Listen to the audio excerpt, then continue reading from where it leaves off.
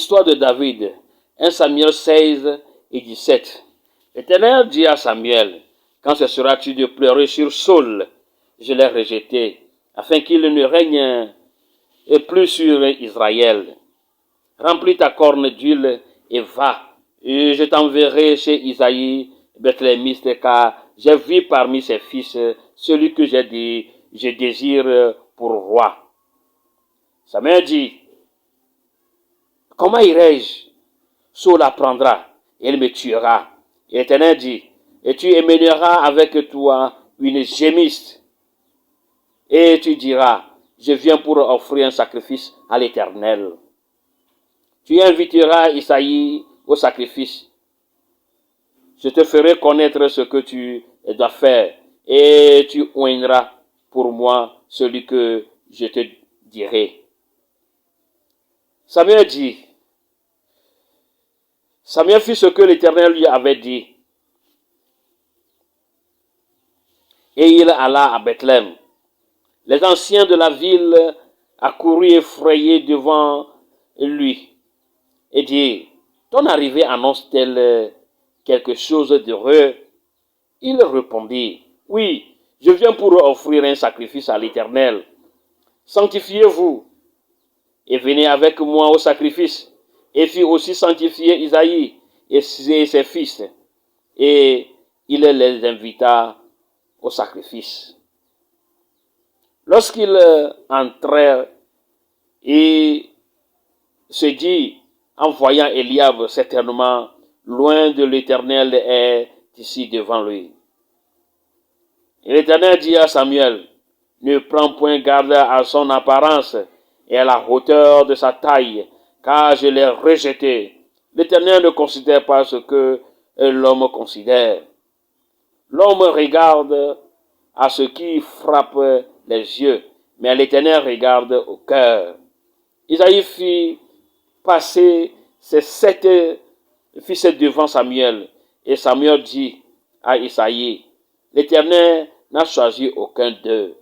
Puis Samuel dit à Isaïe, sont ceux-là tous tes fils? Et il répondit, il resta encore le plus jeune, mais il fait paître les brebis.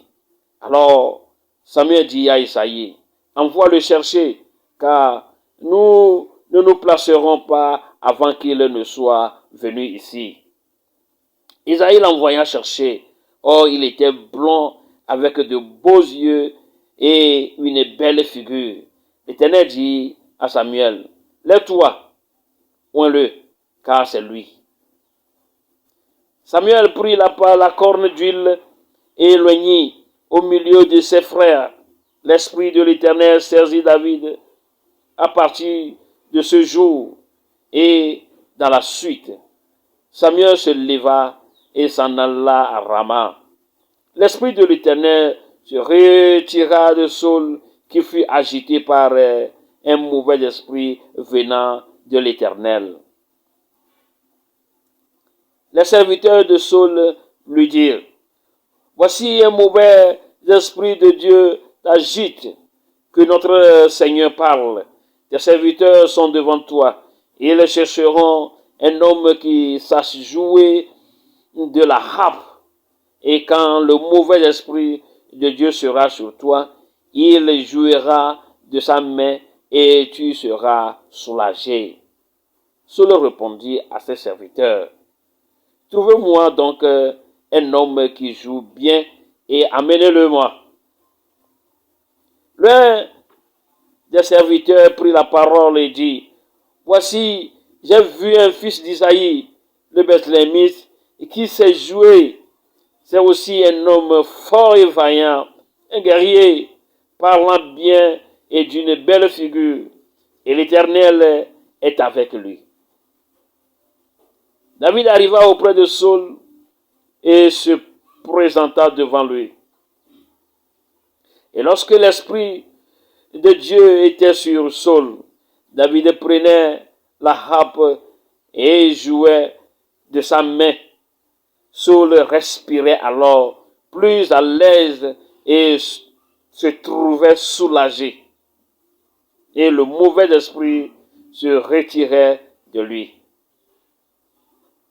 Quelque temps plus tard, les Philistins et les Israélites étaient en guerre. Les Philistins avaient un grand champion nommé Goliath, et il avait une taille de 6 coudées et un nappan. Tous les soldats israélites avaient peur de le combattre. Quand David a entendu parler de cela, il est allé voir le roi Saul. David dit à Saul que personne ne se décourage à cause de ce Philistin. Ton serviteur ira se battre avec lui. Saul dit à David, tu ne peux pas aller te battre avec ce Philistin, car il est un guerrier. Et tu es un enfant. David dit à Saul, ton serviteur faisait paître les brebis de son père, et quand un lion ou un ours venait enlever une du troupeau, je courais après lui, et je le frappais, et j'arrachais la brebis de sa gueule.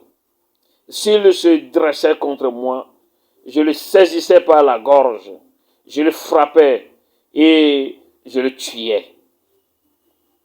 C'est ainsi que ton serviteur a terrassé le lion et l'ours, et il en sera du Philistin et de cet incirconcis et comme de l'un d'eux, car il a insulté l'armée de Dieu vivant. David dit encore, l'Éternel qui m'a délivré de la griffe du lion et de la patte du loup me délivrera aussi de la main de ce Philistin. Et Saul dit à David, va, et que l'Éternel soit avec toi. Il prit en main son bâton, choisit dans le torrent 5 pierres polies, et les mit dans sa gibecière de berger et dans sa poche, puis sa fronte à la main. Il s'avança contre le Philistin. Le Philistin s'approcha peu à peu de David. Et l'homme qui portait son bouclier marchait devant lui. Le Philistin regarda, et lorsqu'il aperçut David, il le méprisa, ne voyant en lui qu'un enfant blond et d'une belle figure. Le Philistin dit à David, suis-je un chien pour que tu viennes à moi avec des bâtons? Et après l'avoir maudit par ses dieux, il s'approcha de lui. À la fin, ainsi, David a eu la victoire sur ce Philistin et le coupa la tête. Amen.